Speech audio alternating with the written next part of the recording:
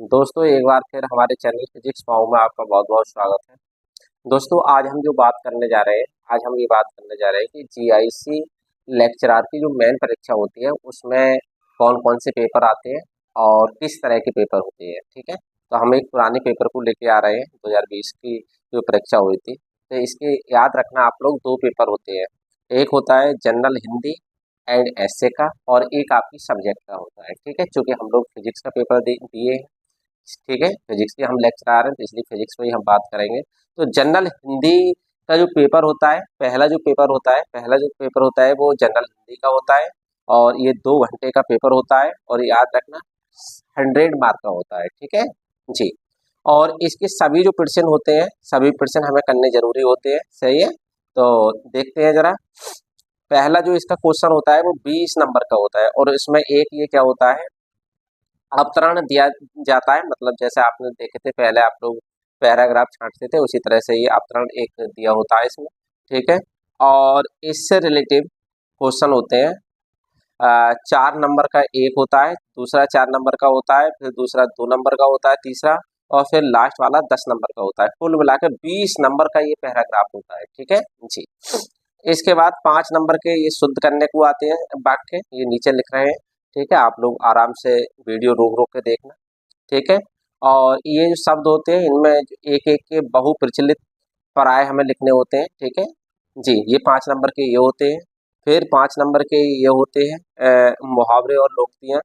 ठीक है, और फिर 5 नंबर के ही ये समस्त विग्रह सहित विग्रह दीजिए और समास के नाम बताइए, इस तरह के ये क्वेश्चन होते हैं।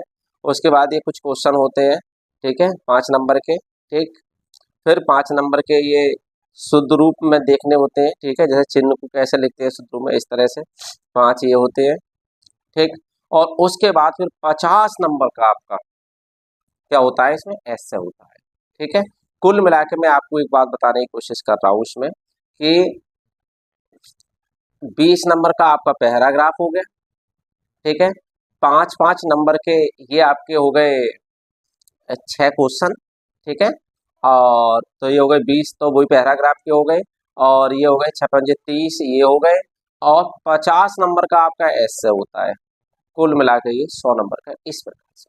ठीक है, तो अब दूसरी मैं बात करता हूँ कि आपका फिजिक्स का अभी पेपर हमने कैसा है। पार्ट ए में बताया था कि आपका जीआईसी जो लेक्चरर का मेन पेपर होता है उसमें पहला पार्ट हिंदी का होता है। ठीक है, 100 नंबर का होता है, 2 घंटे का होता है। ठीक है, मैंने बताया था किस किस तरह के उसमें क्वेश्चन आते हैं, कितने कितने मार्क्स के क्वेश्चन होते हैं।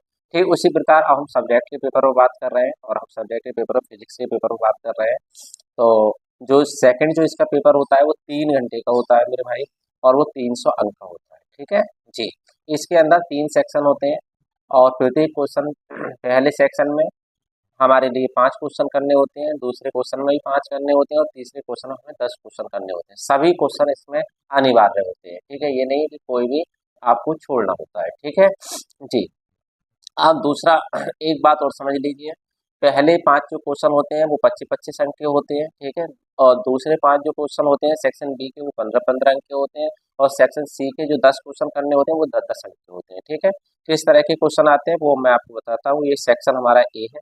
सेक्शन ए में इस तरह के ये क्वेश्चन है, जैसे मार्शल और मॉर्ले का प्रयोग का उद्देश्य लिखिए, और इसके भौतिकी के किस मूल सिद्धांत पर ये आधारित है, और प्रयोग में प्राप्त परिणामों का वर्णन कीजिए, इनकी क्या क्या विशेषताएं, इस तरह के क्वेश्चन आते हैं। और इस पर रिलेटिव एक न्यूमेरिकल भी इन्होंने नीचे दे दिया। ठीक है, 15-25 नंबर का हो गया।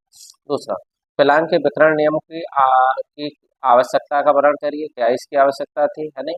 इसे प्राप्त करने हेतु भौतिक सिद्धांतों का प्रयोग करिए, उपयुक्त सूत्र का व्यंजक प्राप्त कीजिए, इससे प्राप्त करते हुए बीन्स बीन्स बीन्स विस्थापन लो और स्टीफन्स लो व रेले नियम को प्राप्त कीजिए, और इन नियमों की महत्वता का वर्णन कीजिए। 25 अंक का क्वेश्चन है ये।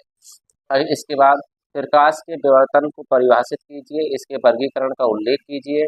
ठीक है, एकल रेखा छिद्र पर प्रकाश के फ्राउनहोफर विवर्तन का वर्णन कीजिए, इसमें केंद्रीय मैक्सिमम की तीव्रता का व्यंजक, न्यूनतम तीव्रता की दिशा, मतलब इस तरह का ये क्वेश्चन पूरा आता है। ठीक है जी। इसमें 5 नंबर का एक और जोड़ दिया इन्होंने इस तरह से कि ग्रेटिंग से। ठीक है।